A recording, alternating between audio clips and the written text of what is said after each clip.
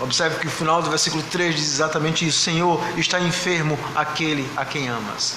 Não há a menor dúvida de que Jesus amava aquela família, e Jesus de alguma forma tinha um relacionamento muito amoroso com o próprio Lázaro, e essa é a afirmação dela: Senhor, está enfermo aquele a quem amas. Não era qualquer pessoa. Veja, Jesus era cheio de misericórdia. Pessoas que ele nunca conheceu e que pediram a ele, e que pediram que ele tivesse misericórdia, Jesus curou. Nós vemos Jesus fazendo isso com cegos, nós vemos Jesus agindo em relação às multidões, mas agora é um caso diferente, é alguém que Jesus realmente teve contato, que ele viveu, que teve laços de relacionamento, alguém que Jesus amava. E observe que as irmãs sabem desse amor do Senhor Jesus, talvez pela fidelidade, talvez pelo cuidado, talvez pelo relacionamento que Jesus tinha de amizade com Lázaro, com a família. Senhor, está enfermo aquele a quem amas. Há uma necessidade real, concreta. Aqui nós estamos falando de uma família crente, de uma família piedosa, de uma família que amava Jesus, de uma família que cuidava de Jesus. Algumas vezes Jesus ficava, se hospedava na casa deles. Alguém que estava muito próximo de Jesus. Ele está doente, ele está enfermo. Essa família então recorre. A quem recorrer em momentos de necessidade? A quem nós buscamos? Ora, a família sabia que não havia ninguém melhor para recorrer do que o Senhor Jesus. Eles já tinham visto o Senhor Jesus fazer curas espetaculares, fazer coisas miraculosas.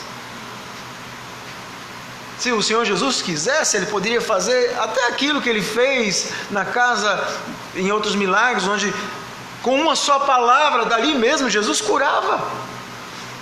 Nós temos aquele exemplo do centurião que pede ajuda pelo seu servo. Uma só palavra, Jesus poderia dizer àqueles homens: ok, vão embora, Lázaro está curado. O problema estava resolvido. Mas o agir de Deus não é de acordo com o nosso agir, irmãos.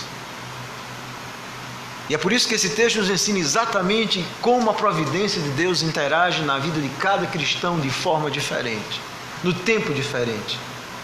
O texto então nos diz que essa família é como nós, que em inúmeras situações da nossa vida vamos e sabemos que somos crentes e colocamos as nossas necessidades e pedimos ao Senhor e clamamos.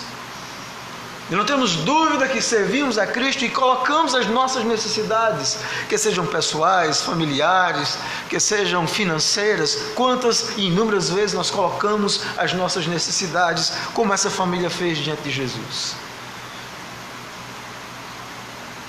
Esse texto nos ensina que é correto fazer isso. Eles não estavam fazendo nada de errado. Nós temos que fazer isso. Ir até o trono da graça, clamar, fazer como Jesus disse, pedir, clamar, bater. Nós fazemos isso. Esse texto então mostra, a partir agora do versículo 4, que o Senhor Jesus, ao receber aquela notícia, Jesus diz algo enigmático. Veja o versículo 4: esta enfermidade não é para a morte, e sim para a glória de Deus, a fim de que o Filho de Deus por ela seja glorificado. Ora, amava Jesus a Marta e a sua irmã e a Lázaro. Quando pois soube que Lázaro estava doente, ainda se demorou 2 dias do lugar onde estava. Esse texto parece uma grande contradição, porque ao mesmo tempo João vai nos dizer que confirma, João foi um apóstolo que conviveu, que estava ao lado de Jesus. É verdade, ele amava não só Lázaro, mas amava também a Marta e amava a Maria. Mas quando Jesus sabe da notícia, Jesus se demora, propositadamente. Jesus não age. E essa falta de ação do Senhor Jesus Cristo deve ser entendida à luz do versículo 4 da sua afirmação. Porque muitas vezes Deus não age quando nós queremos, porque a providência de Deus parece demorar, parece tardia,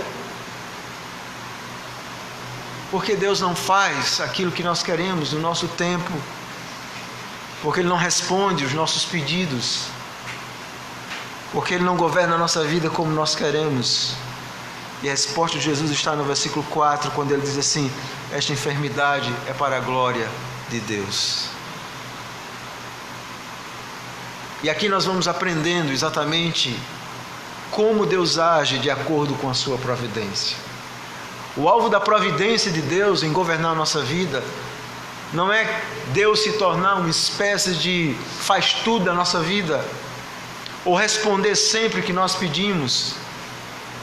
O alvo de Deus em guiar nossa vida é nos ensinar a que todas as coisas devem concorrer para a glória do Senhor. É exatamente isso que Jesus está dizendo. Jesus diz: essa morte é para a glória de Deus, para que o Filho do Homem seja glorificado. Enquanto em nossas demandas nós estamos bastante preocupados com as nossas necessidades, o alvo de Deus em sua providência é que o nome dele seja glorificado, é que o nome dele seja honrado.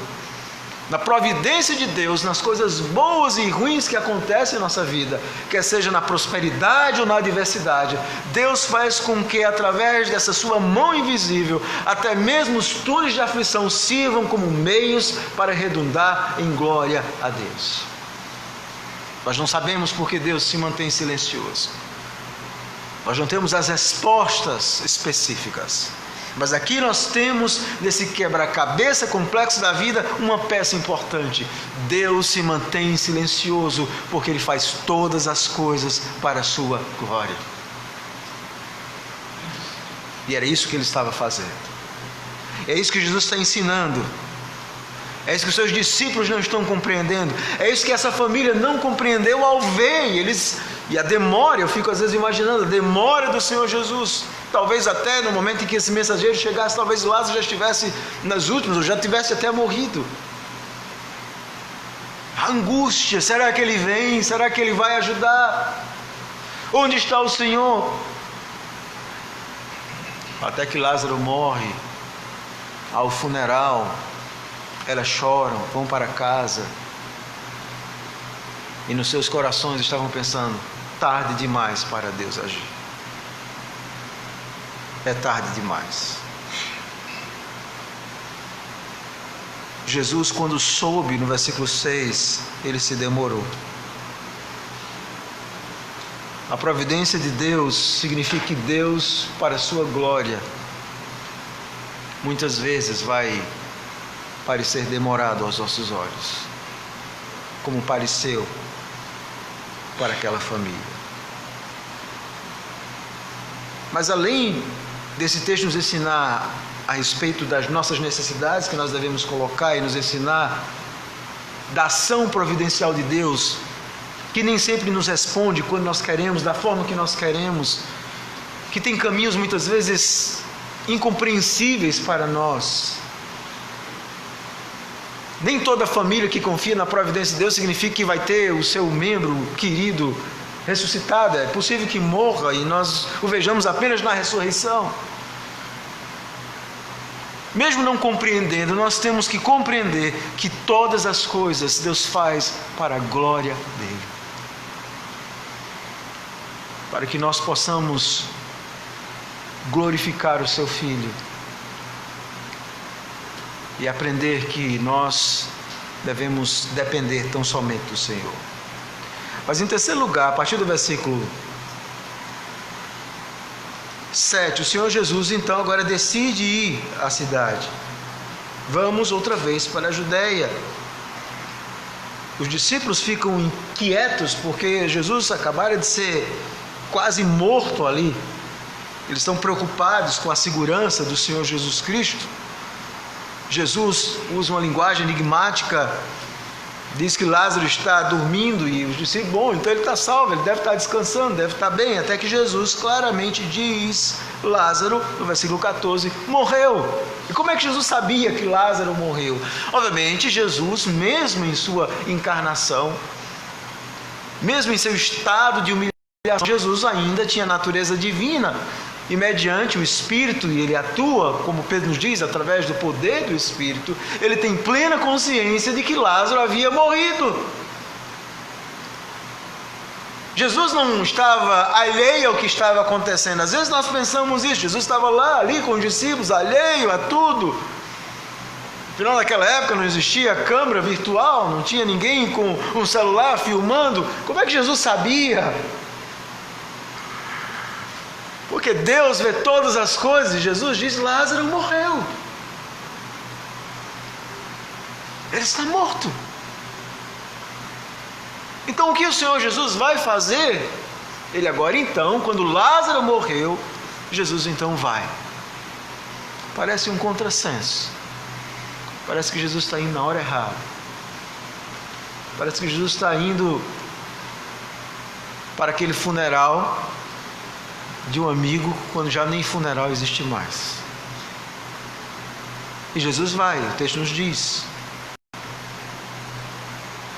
E essa ida do Senhor Jesus e o encontro, primeiro com Marta e depois com Maria, é muito importante para nós entendermos o que Jesus está fazendo aqui. O que o Espírito Santo está nos ensinando aqui? Observe primeiro que o Espírito Santo está nos ensinando que na sua providência Deus faz com que todas as coisas sejam para a glória de Deus e para a glória de Cristo.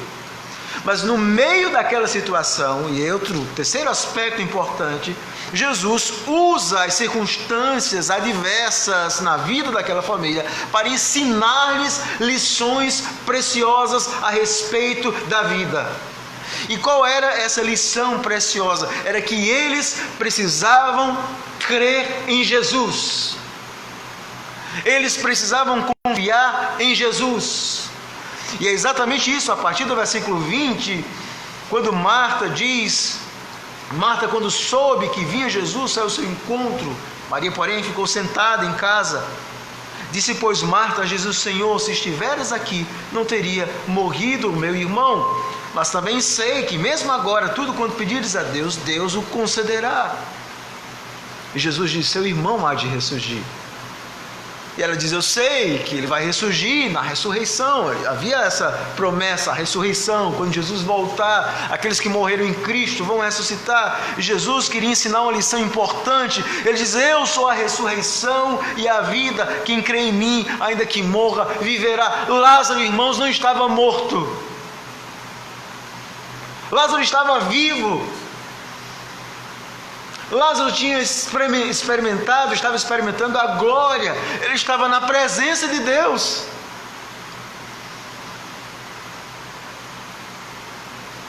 E é isso que Jesus está ensinando, quem crê em mim, ainda que esteja morto, viverá. Obviamente a morte é o salário do pecado, é a separação entre o corpo e a alma.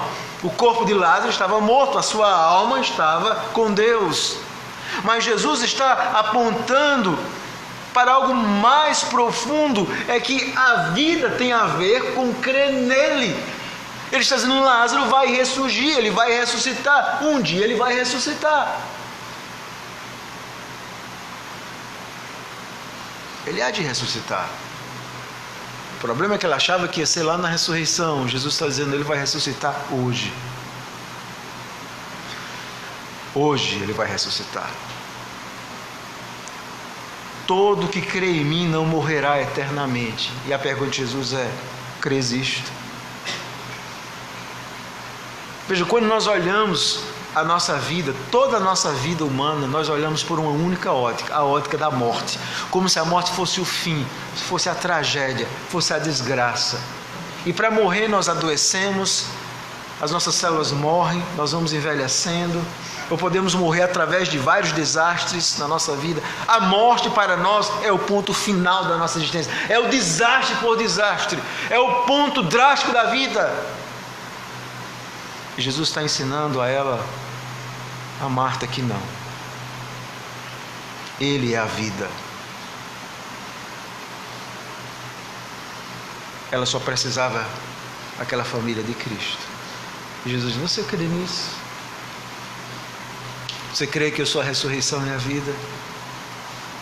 E a resposta dela é, sim, Senhor. Respondeu ela, eu tenho crido que tu és o Cristo, o Filho de Deus, que devia vir ao mundo. Sim, eu creio. Observe que no meio daquela aflição, enquanto eles estavam pensando em cura, e é isso que acontece na necessidade. Na necessidade nós só focamos na resolução do problema. Jesus estava ensinando lições teológicas profundas àquela mulher. E é exatamente isso que Deus faz também conosco, em meio às necessidades, em meio às angústias, às aflições. O Senhor, na sua providência, e esse é um dos alvos da providência, é nos ensinar lições mais profundas. É nos ensinar a ver a vida com outra perspectiva, a perspectiva da eternidade, não essa forma limitada como nós enxergamos. Jesus está ensinando coisas maiores. Ele está revelando a si mesmo. E aquela mulher está dizendo: eu creio em ti. Ela nunca imaginou que ia travar uma conversa com o Senhor Jesus. E que precisava, ao invés de fazer como muitos crentes hoje, tratar a Deus como alguém que você pede, Ele dá, mas está sendo ensinada por Deus nos momentos mais difíceis da sua vida. E é isso que Jesus está fazendo com aquela mulher. O texto então nos diz que o Senhor Jesus, a partir de agora, além de ensinar lições preciosas, é isso que eu quero que você preste atenção. Esse texto é um texto didático, esse episódio é um episódio didático que nos ensina sobre a providência de Deus, porque Jesus está ensinando a razão da demora de Deus, como nas adversidades Deus vai nos ensinando. E agora nós vemos a partir do versículo 28 a condescendência de Deus. E é isso que é impressionante. O que é que significa essa condescendência? É que mesmo Jesus sabendo quem fará, mesmo sabendo que Ele ia ressuscitar Lázaro, mesmo Deus sabendo que o fim das nossas vidas é sempre melhor do que o nosso começo, de que Ele está fazendo algo bom para nós, de que a morte não é a coisa mais trágica na vida, é o começo da eternidade, da glória, de que as aflições não são as piores coisas na vida, mas são meios que Deus nos ensina. Mesmo Ele sabendo disso, Deus interage conosco no nosso presente. Isso é a condescendência de Jesus. O texto então nos diz que Jesus vai chegar, e agora Marta diz a Maria, aliás, versículo 28, tendo dito isto, Marta, ela então diz a Maria: o mestre chegou e te chama. Ouvindo isto, depressa levantou-se e foi ter com ele. Alguns judeus seguem. Jesus vê aquela mulher aflita, veja o versículo 35. Vendo-a chorar, bem assim os judeus que a acompanhavam, agitou-se no espírito e comoveu-se. É interessante a expressão grega que João usa aqui, porque essa ideia de agitar-se no espírito é que Jesus gemeu, tremeu, angustiou-se, sofreu. E o texto vai nos dizer, no versículo 35, que Jesus chorou, vendo o sofrimento daquela família. Essa é a condescendência de um Salvador, que mesmo guiando a nossa vida, mesmo sabendo que o fim é melhor, mas Ele não está lá no fim esperando por nós. Em cada estágio da nossa vida, mesmo na demora, mesmo Ele sabendo que a demora é para a glória dEle, mas Ele simplesmente não fica impassível. Ele interage, Ele é condescendente conosco, Ele está conosco no meio das aflições, e é exatamente isso que Jesus está fazendo. Jesus está angustiado, Ele está triste, Ele está vendo o caos que é a morte. Mesmo sabendo que Ele é a ressurreição e a vida, Ele está vendo o efeito trágico do pecado. Ele está vendo uma família querida dEle sofrendo com as agruras, com a dor da morte, da separação, de ver o seu amigo morto e aquela família sofrendo, e Jesus está sofrendo. Ele não está fazendo um papel, não é um teatrinho. O texto nos diz que Jesus se agita. A ideia na língua grega de movimentos, tremer, angustiar-se, chorar. Essa é a condescendência de Jesus. E os discípulos dizem no versículo 36: vede quanto o amava. Não podia Ele, que abriu os olhos ao cego, fazer que este não morresse? Essa é uma pergunta. Por que ele não ajudou? E uma das coisas que nós temos que compreender é que, se por um lado Deus em sua providência está fazendo tudo o que é melhor para nós de acordo com a sua glória, porque Ele nos conhece mais do que a nós mesmos. Por outro lado, esse Deus que em sua providência, essa mão invisível que vai guiando a nossa vida, tudo para a sua glória, é o mesmo Deus que interage conosco na nossa história, que está perto, que vê o nosso sofrimento, que vê as nossas lágrimas, que escuta essa pergunta: por que Ele não fez nada? Mesmo sabendo que está fazendo algo melhor, mas Ele está ali, perto, na hora do sofrimento. A providência de Deus não torna Deus um Deus distante. Quando nós pensamos num Deus providente, não devemos pensar em Deus como uma espécie de desmancha prazer cósmico, aquele que fica dirigindo a nossa vida como um tabuleiro de xadrez. Essa não é a doutrina bíblica. A doutrina da providência ensina sim que Deus governa todas as coisas, mas esse Deus providente, esse Deus glorioso, esse Deus eterno, é ao mesmo tempo o Deus amor, o Deus condescendente, o Deus de misericórdia. É aquele Deus que muitas vezes age, nós sabemos como isso, quem tem filho sabe isso. Às vezes você age com o seu filho de uma forma, e às vezes você é duro com o seu filho porque você o ama, porque você sabe que aquilo que você está fazendo é o melhor. E às vezes você vê ele ali angustiado com a sua forma de agir, você sofre com ele, mas você diz: mas eu não posso fazer de outro jeito, eu tenho que agir assim porque é para o bem dele. Deus faz do mesmo jeito conosco. Se nós que somos pais, pecadores maus, fazemos isso com nossos filhos, imagine Deus, que é um Deus santo. Ele está fazendo exatamente isso.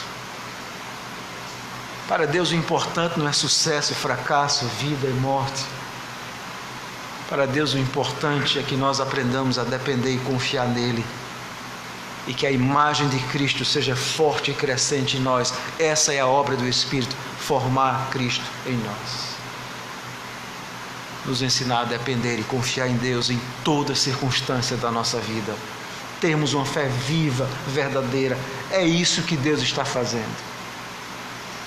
As aflições, como Pedro diz, elas servem, são como um cadinho para purificar a nossa fé, amadurecer a nossa fé, nos ensinar exatamente isso. E é isso que Jesus está fazendo. Mas enquanto Deus está fazendo isso, amadurecendo, purificando, tratando, Ele está perto. Se por um lado, com a sua mão providente, Ele nos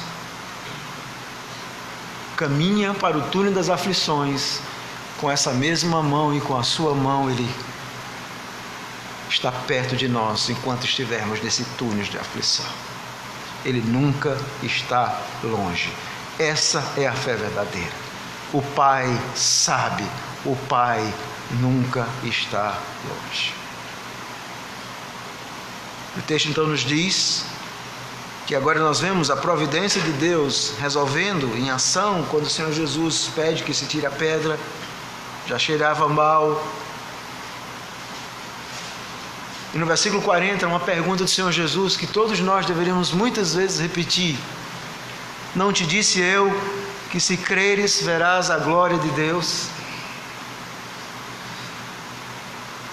Esse é o grande alvo. Essa pergunta reproduz o grande alvo da providência de Deus: ver a glória de Deus, contemplar a Deus na prosperidade e na adversidade, ser ensinado por Deus.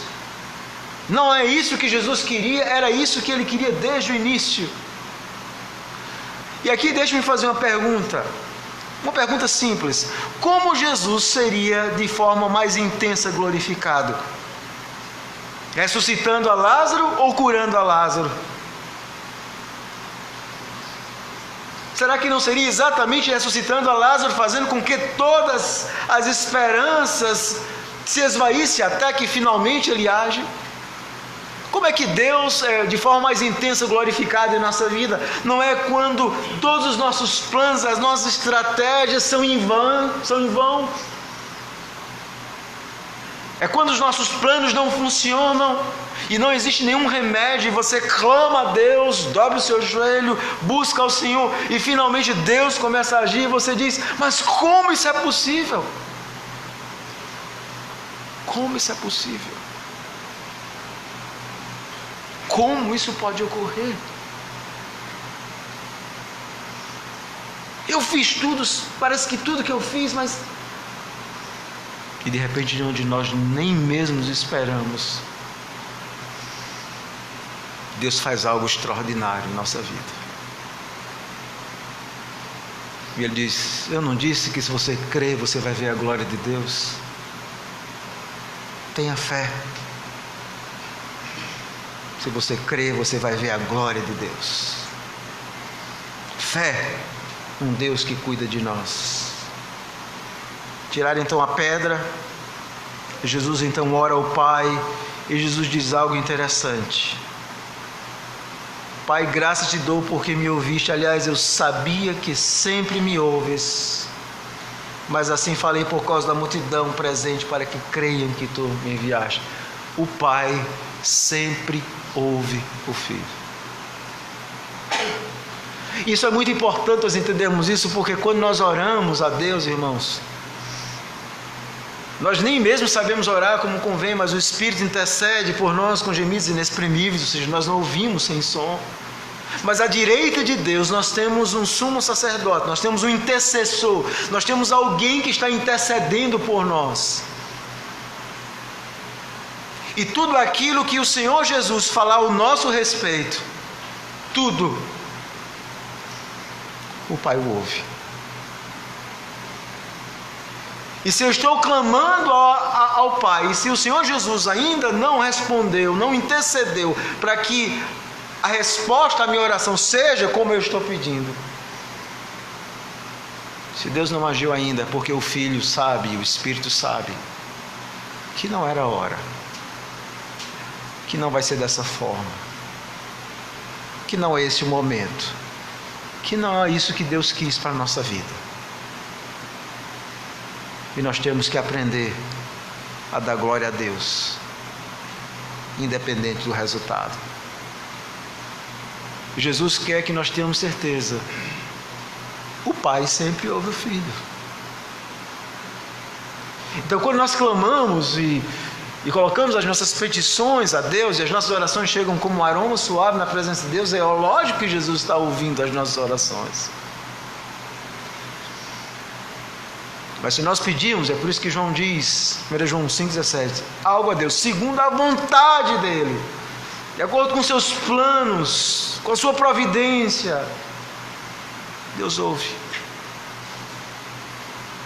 E nesse momento Deus ouviu o Senhor Jesus, e Jesus diz: Lázaro, vem para fora, e algo extraordinário aconteceu. Aqui nós vemos o poder de Deus de fazer o impossível. O poder de Deus de romper as leis da natureza. O poder de Deus de fazer algo extraordinário e sobrenatural. Não há limites para o poder de Deus. Quando Deus age em sua providência na nossa vida, não há limites. Você pode olhar para algo, talvez uma circunstância na sua vida, e diz: isso é impossível, isso não vai acontecer, isso matematicamente não é possível. Às vezes nós olhamos na nossa vida uma circunstância familiar, nas finanças, nos negócios, isso não vai acontecer, não é possível. Da sua providência, Deus ensina: não há impossíveis para Deus. Nós temos que aprender com isso. Nós temos que ter fé, essa ousadia, essa confiança no Senhor. Não há impossíveis para Deus. E a ressurreição de Lázaro mostra que esse era o grande propósito de Deus. Aquela família esperava Jesus, alguém que fosse curar a Lázaro, mas o que Deus queria era que eles aprendessem a confiar em um Jesus que tem um poder de ressuscitar. Quando nós nos relacionamos com Deus, nós queremos sempre uma troca de pedido e respostas. Mas Deus quer algo mais de nós. Deus quer nos ensinar algo maior. Ele quer que a nossa crença nele seja em um Deus maior. Ele quer nos ensinar lições maiores. E a ressurreição de Lázaro é algo extraordinário. Nos ensina que Deus sempre age na hora certa. Lázaro foi ressuscitado. O Senhor Jesus ordena que desatai-o. Geralmente eles usavam todas aquelas faixas para enlatar, para cobrir o corpo. Deixai-o ir. Lázaro agora ressuscitou. Que coisa extraordinária. Lázaro ressuscitou. Mas Lázaro um dia morreu novamente, irmãos. Lázaro não ia viver para sempre.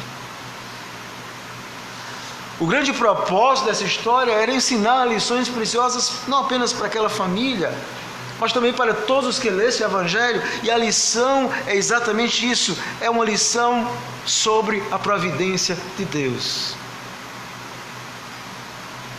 E a lição da providência de Deus é: tudo Deus faz para a sua glória. Deus não está guiando a sua vida para você ser o ponto central dela. Deus não está fazendo a nossa vida para que nós sejamos o ponto. Na nossa sociedade humanista, nós queremos estar no centro das ações, sermos o centro de todas as coisas. Mas Deus tem algo maior a realizar em nossa vida. A nossa preocupação é se as contas vão fechar no final do mês, mas Deus está preocupado em algo maior do que isso, na nossa fé, na nossa vida de dedicação, na nossa vida com o Senhor, na nossa vida de dependência, na nossa vida de oração, na nossa vida de confiança em situações diversas. A providência de Deus quer nos ensinar o melhor caminho que alguém pode escolher. É o caminho da dependência. É o caminho onde nós nos agarramos no Senhor, mesmo quando nós não compreendemos o seu agir. Você crê nisso? A resposta de Marta foi: eu creio, Senhor. Você crê na providência de Deus? Ou você acredita que Deus é um Deus que enviou o seu Filho para comprar você na cruz do Calvário, morrer por você, e agora Ele te abandonou? É isso que você acredita? Ou você acredita num Deus que não controla o universo nem a sua vida? Você acredita que a sua vida é uma série de acasos, de coisas aleatórias que vão acontecendo, e Deus fica lá meio que desesperado: e agora, o que é que eu vou fazer para ajudar Ele? É esse o tamanho do seu Deus?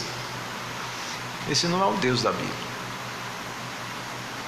O Deus da Bíblia é aquele que, como Paulo diz, todas as coisas cooperam para o bem daqueles que amam a Deus.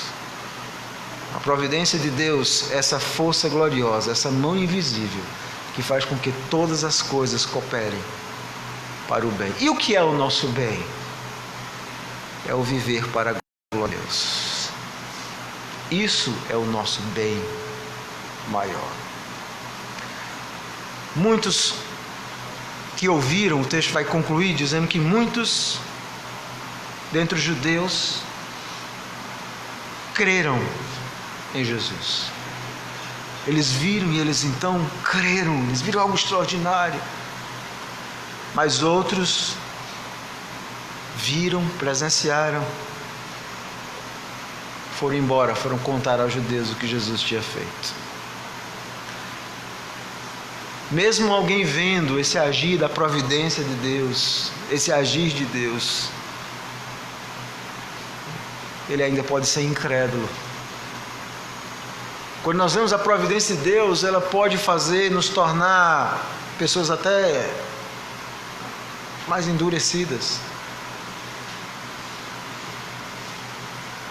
Nós podemos nos tornar secos. Nós podemos dizer: por que Deus age assim? Essa é uma opção para você seguir na sua vida. Abandonar os caminhos do Senhor, endurecer. De bom nada acontece de bom mesmo, agora eu vou aproveitar. Deus me abandonou mesmo, minha vida já está um caos mesmo, agora eu vou dar o golpe final em mim mesmo. Esse é o caminho de quem não crê no Deus da Bíblia, quem não crê em Jesus. Tem muitos que veem a ação de Deus e querem seguir o caminho da dureza. Mas o caminho que nós temos que seguir é o da fé. É o de olhar a providência de Deus. Eu creio. Eu não sei, mas creio. E ter essa fé viva, robusta, que descansa, que confia no Senhor. Nós precisamos de uma geração de homens e mulheres de fé. Nós precisamos de pessoas que tenham fé, que olhem além das coisas visíveis. Uma história que todos conhecem de George Miller. Todo mundo conhece a história. Ele foi um homem que tinha vários orfanatos na Inglaterra. E todo mundo conhece uma história interessante. Quando George Miller chega um dia, alguém diz que ele está sem pão e sem leite no orfanato. E ele decidiu cuidar daquelas crianças sem nunca pedir ajuda a ninguém. Eu não vou pedir ajuda a ninguém, vou pedir ajuda ao Pai. O que vai fazer com que eu mantenha esse orfanato são as minhas orações. E chega um dia que falta o pão e o leite. E quando ele é informado, eles preparam as crianças para o café da manhã. E as crianças estavam todas sentadas no café da manhã, aguardando o pão e o leite. Não tinha pão, não tinha leite. Ele senta com as crianças, ele ora agradecendo pelo alimento. Pouco tempo depois, alguém chega, o padeiro bate, alguém bate na porta, era o padeiro. O pão havia passado do ponto, os clientes eram exigentes. Ele disse: olha, eu estou com esse pão, o que é que eu faço? Eu lembrei do orfanato e trouxe. Pouco tempo depois, alguém bate na porta novamente. Era um carro de leite que havia quebrado próximo. Ele lembra do orfanato e havia trazido leite para as crianças. Essa é a parte da história que vocês conhecem. Mas existe uma parte que muita gente não conhece da história. Eu li o livro, a biografia dele. A história é que, na verdade, quando ele escuta que as crianças estão sem pão e sem leite, ele está com uma criança do lado dele. Era filha de um amigo dele. E quando ele escuta essa história, quando ele sabe que as crianças estão sem pão e sem leite, ele então leva a criança, ele olha para a criança assim: venha comigo, porque eu quero que você aprenda a crer no Deus que eu creio. Essa parte da história nós não conhecemos. Ele leva aquela criança para que ela testemunhe a sua fé em um Deus vivo e grande.